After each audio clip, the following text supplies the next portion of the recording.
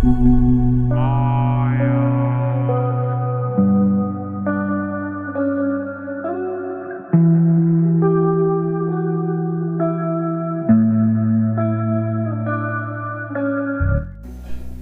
Yuseong menatap Jun Ye-won dengan ekspresi bingung, seolah-olah tidak ada yang bisa disembunyikan darinya. Tidak mungkin saya berani merencanakan hal buruk terhadap Junma yang agung, leluhurku sendiri.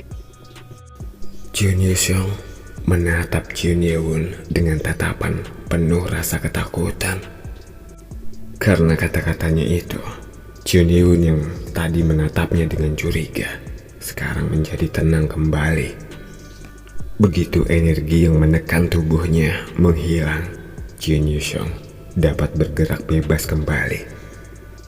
Terima kasih leluhur karena telah bersedia mempercayaiku. Jeon Yuseong lalu membungkuk 90 derajat untuk menunjukkan rasa hormatnya pada Jun Ye-won. Namun matanya yang menatap ke lantai menyipit. Aku tidak boleh menunjukkan bahwa aku waspada terhadapnya. Tapi Jeon Yuseong menghela nafas lega karena berhasil melewati ini. Dia bersyukur bahwa dia telah menjalankan terlalu banyak simulasi dalam pikirannya untuk situasi ini. Jika bukan karena simulasi, dia akan gagal bahkan sebelum memulai. Dia benar-benar seorang legenda. Intuisinya terlalu tajam.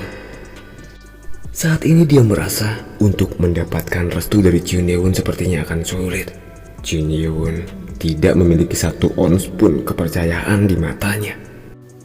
Aku tidak dapat membaca pikirannya, tapi aku yakin dia tidak percaya padaku.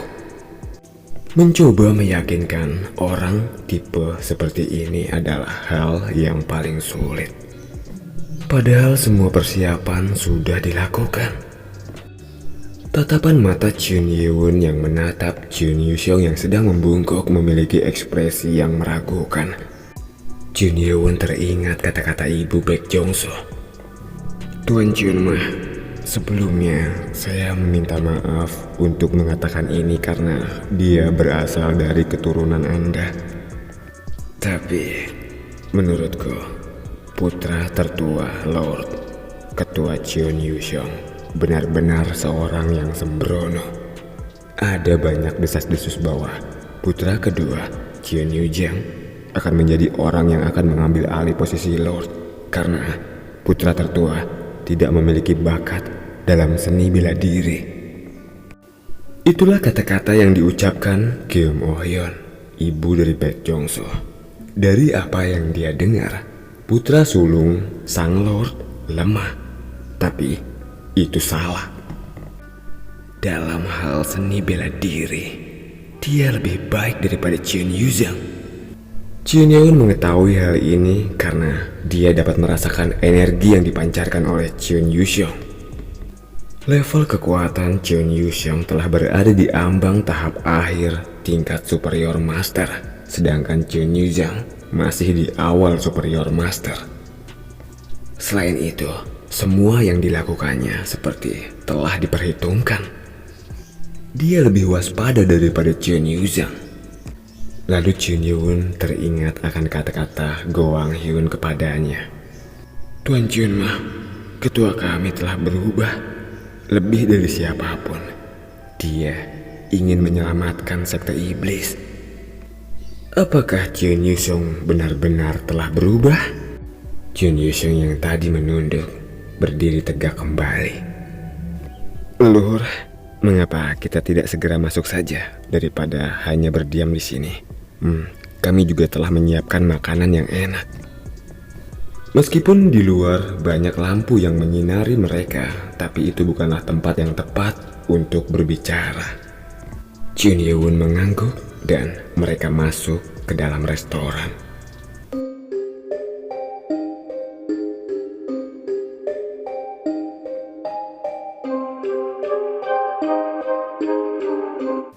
Mereka telah memasuki restoran. Tata letak ruangan terlihat unik. Terlihat seperti restoran-restoran Jepang pada umumnya. Banyak ruangan dalam sekat-sekat kertas. Mereka memasuki ruangan yang memiliki 3 meja. Meja yang panjang diletakkan di tengah ruangan. Meja panjang adalah meja yang biasa digunakan oleh para bangsawan. Seperti meja rapat, biasanya hanya orang-orang istimewa yang duduk di ujung meja. Jadi, seperti yang telah disiapkan, posisi Chun Ye-won dan Chun Yu-sung saling berhadapan duduk di ujung meja. Dan kemudian ada 2 meja kecil yang diletakkan di sisi kiri dan kanan meja panjang. Itu adalah tempat yang disediakan jika jumlah untuk orang di meja panjang kurang. Ruangan itu memiliki 2 bagian. Ada dapur terbuka, di mana koki yang berpakaian putih sedang menyiapkan hidangan. Terdengar suara pisau yang mengenai papan rajang dan bau sup yang mendidih memenuhi ruangan. Silahkan duduk di sini, leluhur. Chun Yu-sung membimbing Chun Ye-won untuk duduk di tempat duduk yang khusus disediakan untuknya. Lalu Chun Yu-sung memandang Bim Mak-yeon. Dia tahu bahwa Bim Mak-yeon berasal dari fraksi Chun Yu-sung. Salam, Ketua.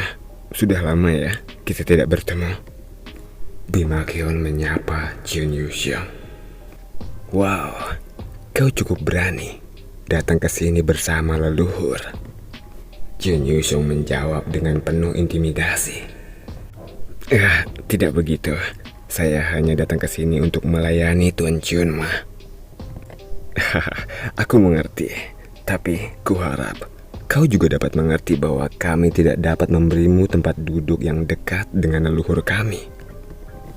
Bim Mak-yeon merasa diasingkan. Bagaimanapun Bim Mak-yeon berada di tengah-tengah markas musuh.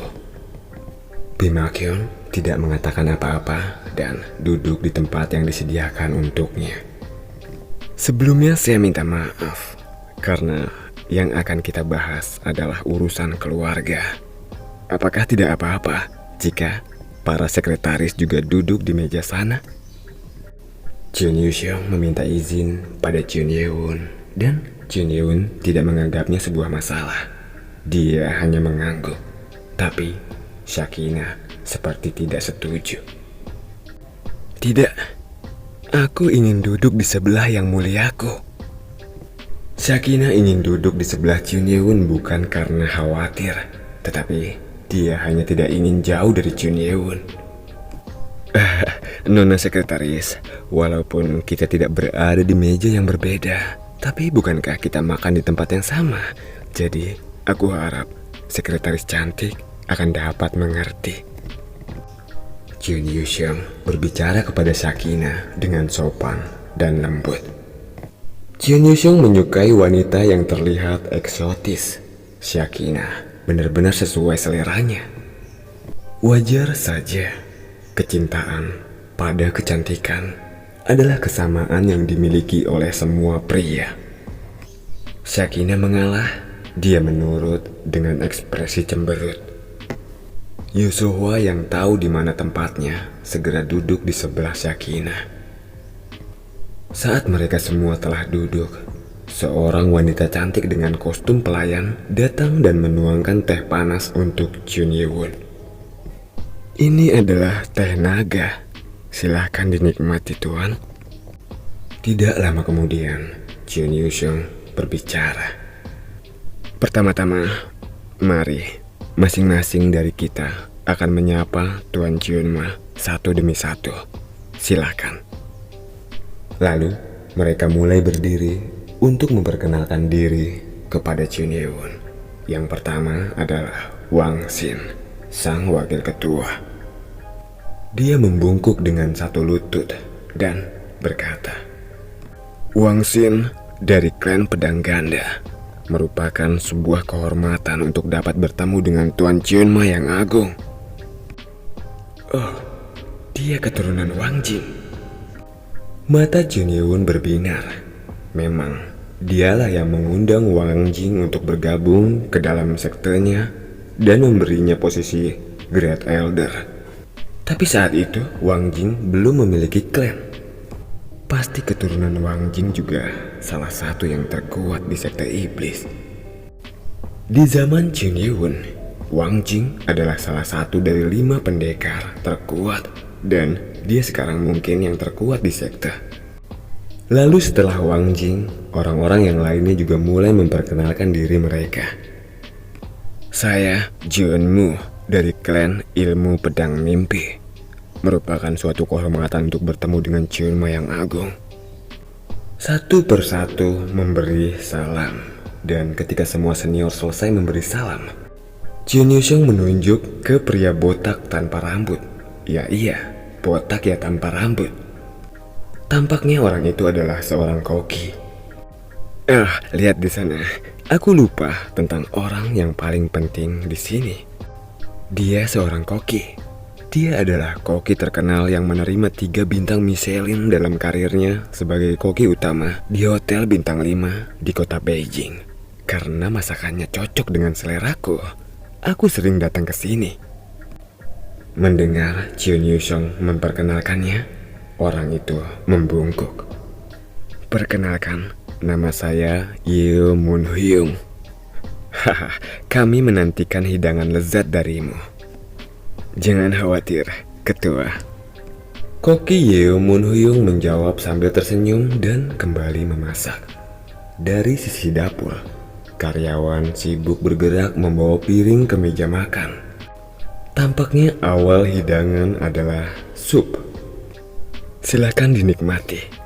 Ini adalah sup jengkol hati komodo dengan kuah pedas bertabur micin dan keju. Ketika pelayan meletakkan piring, Jun Yuxiong mengundang Jun Yewon untuk mencobanya.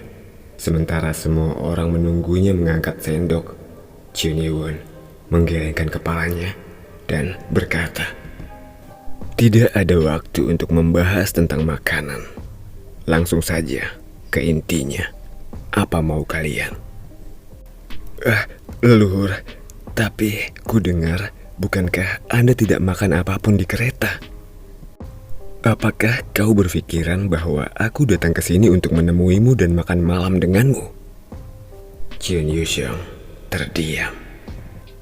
Suasana di dalam ruangan yang seharusnya cerah, harmonis, dan bahagia berubah menjadi suram dengan aura dingin.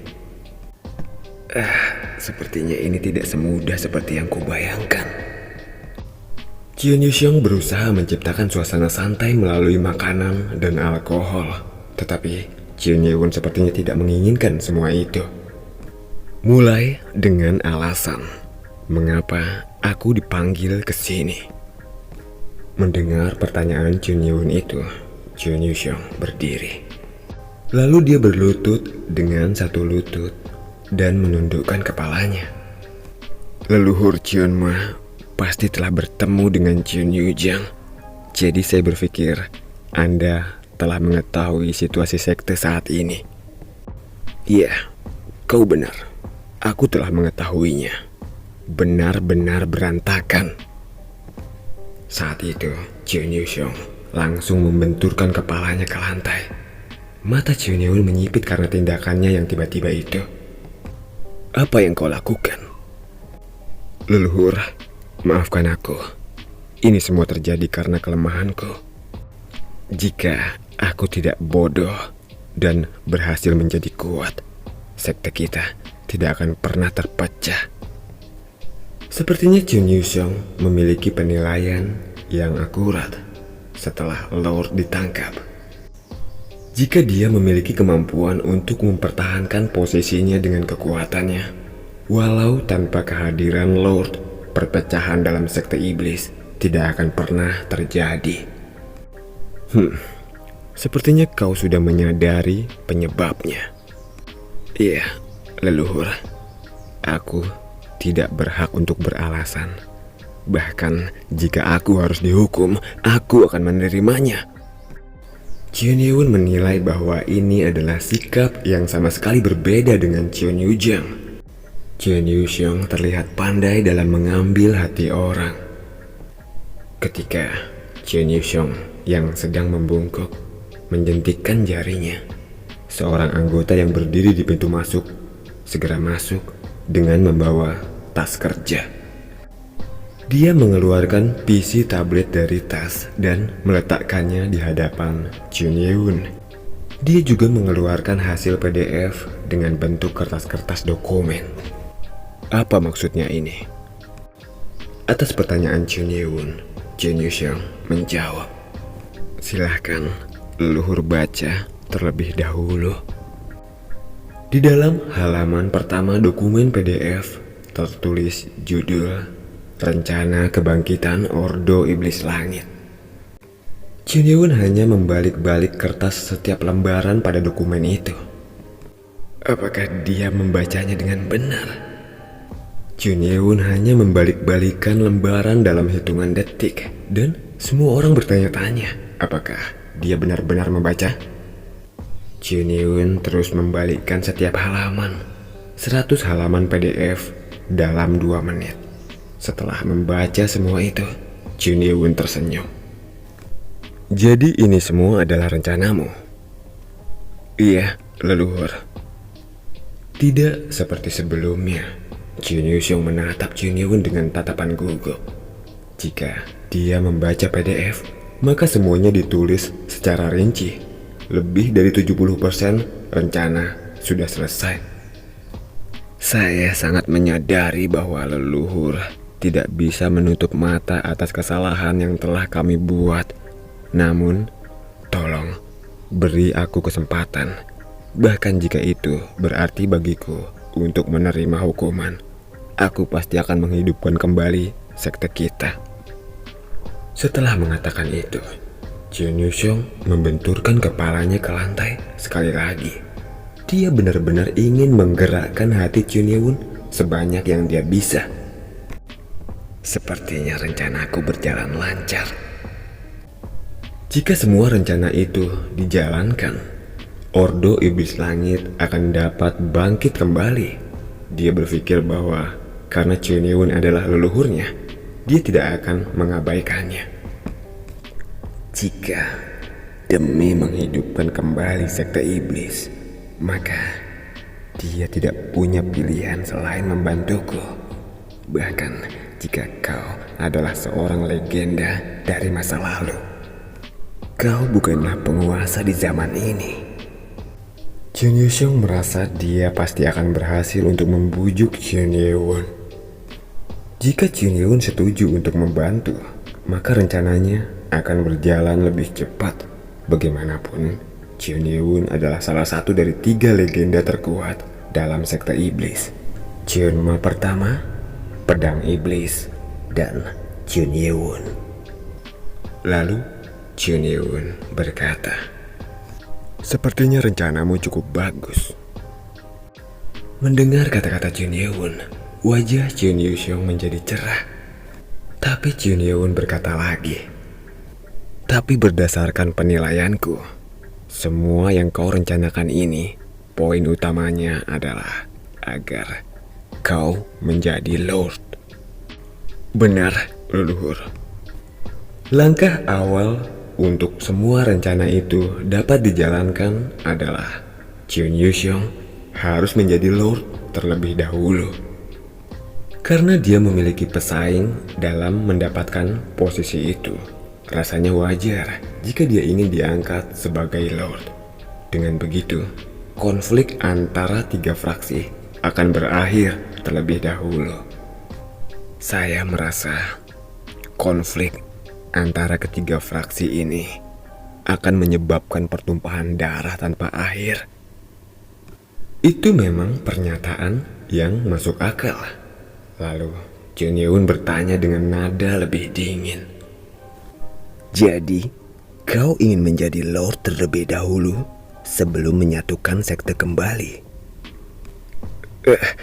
Itu karena aku merasa jika aku seorang pemimpin, aku dapat mengumpulkan semua fraksi lain yang tersebar.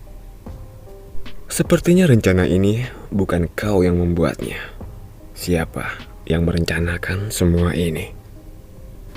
Mendengar pertanyaan Jun Ye-won itu, Jun Yuseong tersenyum dan menjawab, "Great Guardian, beliaulah yang telah merencanakannya. Ternyata yang mengusulkan rencana ini adalah Great Guardian. Great Guardian memiliki wewenang untuk menggunakan Sky Demon Order dan memilih Lord berikutnya jika Lord tidak ada. Jika Sky Demon Order diaktifkan, maka para anggota sekte dari dua fraksi lain tidak akan bisa menyangkalnya. Itu adalah kartu as Cheon Yuseong. Orang tidak pernah bisa membayangkan berapa biayanya untuk dapat meyakinkan Great Guardian agar menyetujui ini. Sky Demon Order memiliki segel dari Chunma pertama di atasnya. Jadi tidak ada yang bisa menolaknya, kecuali satu orang, Chunma itu sendiri. Karena Chun Ye-won menyandang gelar Chunma, jika Chun Ye-won tidak mengakuinya, maka semuanya akan sia-sia. Namun, jika berpikir sebaliknya, jika Chun Ye-won menyetujuinya, maka semua anggota fraksi lain akan dengan senang hati berada di bawah Chun Yuseong. Chun Yuseong membenturkan kepalanya ke lantai sekali lagi dan berkata, "Leluhur, tolong pinjamkan aku kekuatanmu agar kita bisa menyatukan sekte sebelum pertumpahan darah terjadi lagi. Tolong resmikan aku sebagai Lord." Setelah Chun Yuseong mengatakan itu, anggota lainnya juga membenturkan kepalanya di lantai dan memohon, "Chunma yang agung, tolong resmikan ketua kami sebagai Lord." Semuanya memohon dengan sungguh-sungguh. Chun Yuseong yang sedang menundukkan kepalanya di lantai tersenyum licik. "Karena kau menyandang gelar Chunma, kau tidak akan dapat menolaknya. Karena semua ini demi kebaikan sekte." Jika kau menolaknya, artinya kau tidak peduli akan sekte iblis.